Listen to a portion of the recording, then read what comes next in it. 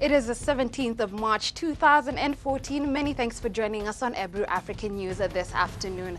I'm KAMENE GORO, and we start off our bulletin in West Africa, where at least 100 villagers have been killed in Nigeria's central Kaduna state in attacks linked to land, religion and ethnicity disputes.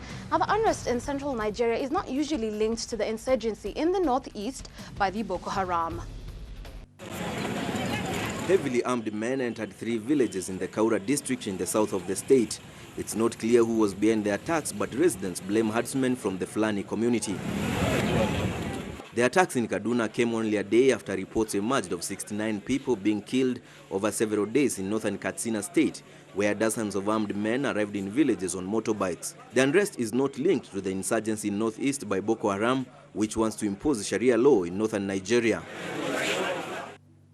Crimeans voted overwhelmingly on a Sunday to join former political master Russia as tensions soared in the east of the splintered ex-Soviet nation, being the epicenter of the West-East-West crisis since the Cold War.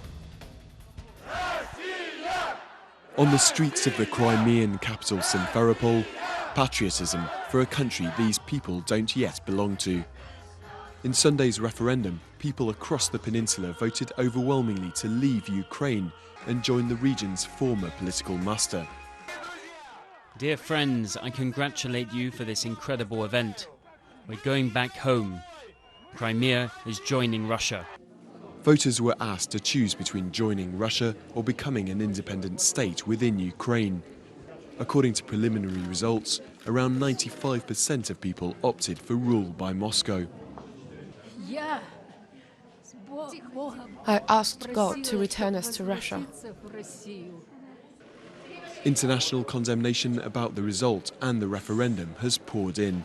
Kiev also regards the vote as illegal, along with the annexation by pro-Russian forces of the peninsula in early March. Ми зробимо все для того, щоб кожен.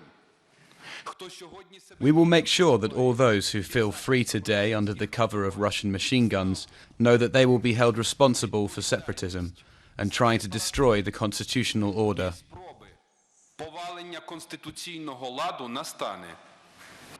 Keeping the status quo and staying part of Ukraine was not an option, so many chose to boycott the vote instead.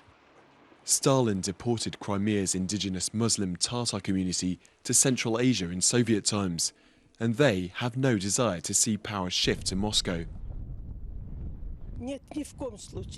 No, I won't go to vote. Never. Not me, not my relatives, my children, no one. This is our territory, and it is part of Ukraine. But it looks like the battle's already lost. Despite the bluster, President Putin knows the West is unlikely to intervene in what the authorities here are calling the Crimean Spring. In recent times, everything in Ukraine changes every 3 or 4 years. A new government comes to power and there are new rules. With Russia, I want to believe that everything will be stable. The most important thing for us is stability. That might not be on the cards. As celebrations continue here, tensions are now soaring in Ukraine's eastern Russian-speaking regions. The fear is this could just be the start of a breakup of Ukraine in what is the worst East-West crisis since the Cold War. For now, though, that's not stopping many Crimeans from relishing the prospect of standing alongside Moscow once again. Malaysian police are now investigating the personal, political and religious backgrounds of the pilots and crew of a missing jetliner in a bid to find leads that would shed some light on the whereabouts of the plane. It's been more than 1 week since the Malaysia airliner jet went missing, and still the authorities are no closer to understanding why the aircraft flew hundreds of miles off course. The search is now scouring a vast area from Central Asia to the southern Indian Ocean. The shift comes after the tracking data revealed that Flight 370 was diverted by someone who knew how to switch off its communication system.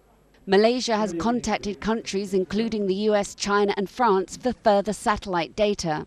No trace has been found of the Beijing-bound plane since it went missing last Saturday, about an hour after takeoff from Kuala Lumpur.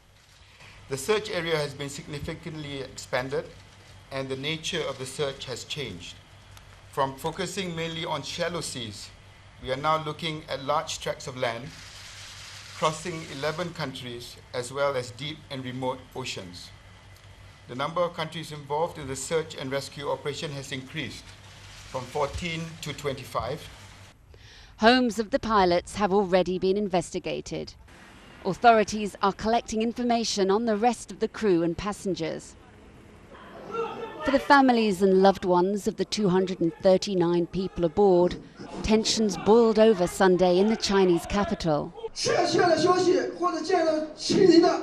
When we have definite information or once we have seen our family members' faces, then we will go home together. If the Malaysian government or the staff of Malaysian Airlines provokes our anger, pushes our psychological limits anymore, they will be responsible for the consequences. 9 days after the plane went missing, patience is running thin. But for some, there is now a glimmer of hope that their loved ones are still alive. Moving to North Africa, Algeria's premier visited the town on the edge of the Sahara on a Sunday, where 3 people were killed in communal violence between Arabs and Berbers. Now, the Prime Minister, who was accompanied by Interior Minister Taib Belays, met with the local leaders to discuss the situation on the ground. The UNESCO World Heritage Site on the edge of the Sahara Desert has since December been rocked by clashes between the Chamba community of Arab origin and the majority Mozabites, Berbers belonging to the Ibadi Muslim sect. Though calm has been restored in the town, police have launched an investigation into the violence. Late Saturday, 3 people were killed, though it was not immediately clear to which community they belonged. According to a hospital source, another 89 people were wounded in the clashes, including 29 members of the security forces. 2 Mozabite doctors said more than 100 people had been wounded, but many of them had not gone to hospital for fear of being arrested. Berbers represent at least 30% of the Algerian population and have long considered themselves marginalized by the country's Arab majority. Analysts have warned the sectarian violence in Gardaia, which was inflamed by the destruction of a historic Berber shrine in late December last year, could spread across the region.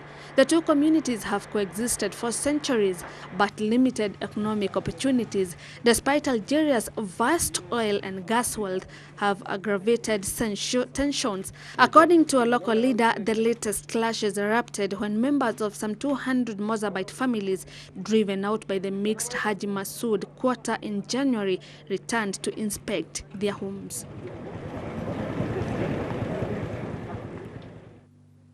Syria's fabled desert Greco-Roman oasis of Palmyra saw its last tourist in September 2011, 6 months after the uprising began. Now, endless violence and looting has totally destroyed the region's tourism sector. Ancient Palmyra now bears the scars of modern warfare, but also greed in the form of pillaged tombs. The UNESCO-listed Pearl of the Desert World Heritage Site in Homs Province, just over 130 miles northeast of Damascus, was one of the most important cultural centers of the ancient world. When the gunmen entered the city, tourism stopped. Before that, business was very good. Tourists used to come in the thousands. Restaurants and hotels had very good business. I couldn't go to my farm, but thanks to the efforts of the army, they protected us from the terrorists. It retains its majesty today despite the tall columned temple of Baal suffering damage after a fire exchange between rebels and forces loyal to President Bashar al-Assad.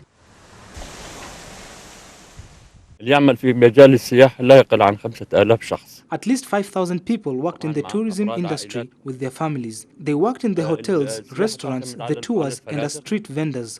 All this business has stopped now. في الباعة الجوالة وبعض الأعمال السياحية والخيم السياحية والجولات في المناطق الصحراوية بيقوم بها مع السائحين. The Hellenistic building's eastern wall, its most imposing, now bears whitened slashes where the stone has been gorged by shell blast. Mortar fire has damaged one entrance and its lintel resting on 8 columns with fluted shafts. The perimeter wall has been damaged in several places. The Corinthian capitals of 3 pillars of the colonnade to the south of the temple have crashed to the ground.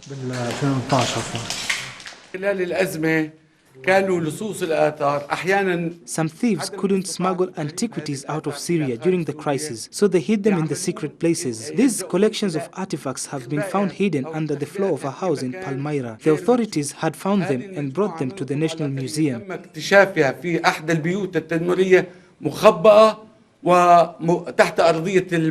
The legendary Zonobi Palace Hotel, built on the site by a French adventurer in the 1920s and named after Palmyra's famous queen, is a ransacked and half-burnt shell. As Pakistan grapples with a crippling energy crisis, people in one corner of Kashmir have taken matters into their own hands, using small-scale turbines to generate electricity from streams and rivers. Waterfalls as far as the eye can see. The waters of Pakistan's Kashmir region flow with such force that locals decided to put it to use to produce electricity. This machine was installed with a share from 50 families, which cost us 300,000 rupees. We started this small hydro scheme as we needed it. We only get light from it and no other electric appliances. We start this turbine at 3 in the afternoon and switch it off the next day at 8 a.m. Pakistan is in the grip of one of the worst energy crises of its history, and some areas are simply excluded from the national grid, like half of this valley.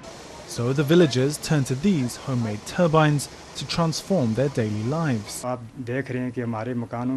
When we had no electricity, there was always smoke, as we use wood for heating and cooking, which causes diseases.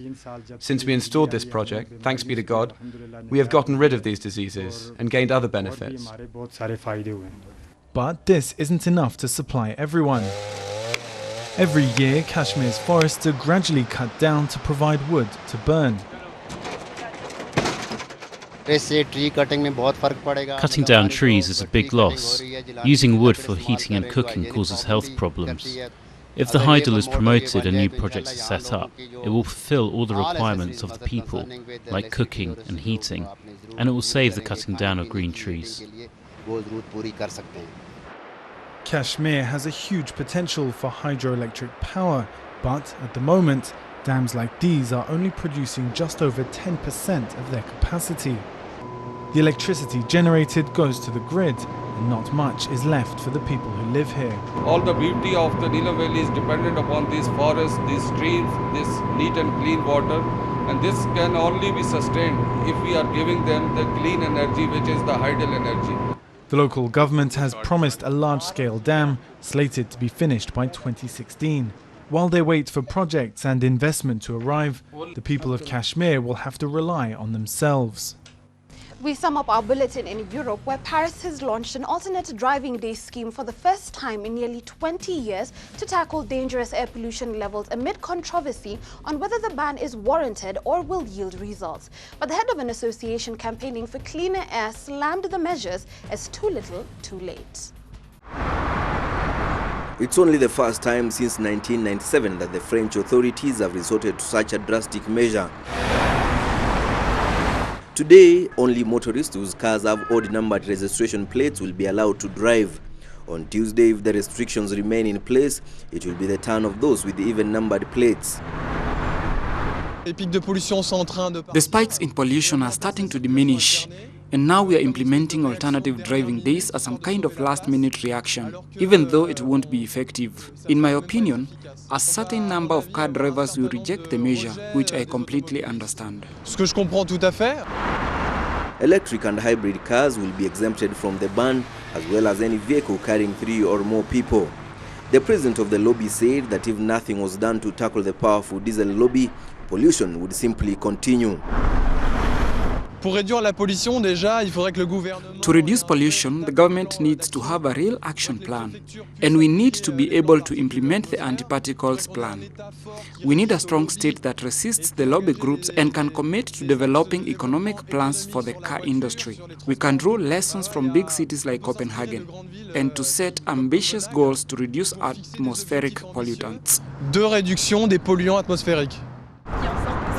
The government made the announcement on Saturday after pollution particles in the air exceeded safe levels for 5 straight days in Paris and its environs. All public transport was made free over the weekend to persuade residents to leave their cars at home. It will remain free as long as the alternative driving days remain in force.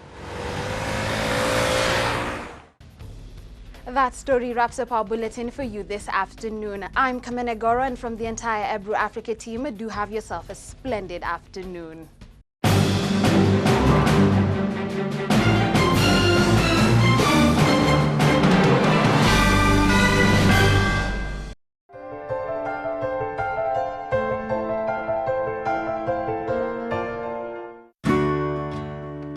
New Line Limited, your one-stop shop for elegant and comfortable office furniture. New Line responds to your expectations for office furniture in a modern language. We offer a 5-year warranty period including unit transfers within Nairobi. For more information, visit our showroom at Chester House, Lotus Street, Nairobi. New Line Limited, your success partner.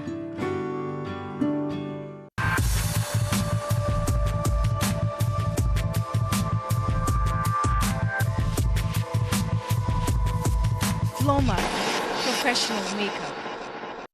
Does your exterior complement your interior? Everyone needs a home that is inspired by nature. At Yenbo Limited, we offer durable, energy-efficient and affordable UPVC windows in attractive colors. Visit us at Wall Street Business Park off Mombasa Road. Yenbo UPVC windows, your desire, our challenge. New Line Limited, we offer current, stylish, state-of-the-art kitchen and wardrobe appliances tailored to suit your preference. We offer unit transfers within Nairobi. Let your kitchen stand out today by visiting us at Chester House, Lotus Street. Your comfort and satisfaction comes first.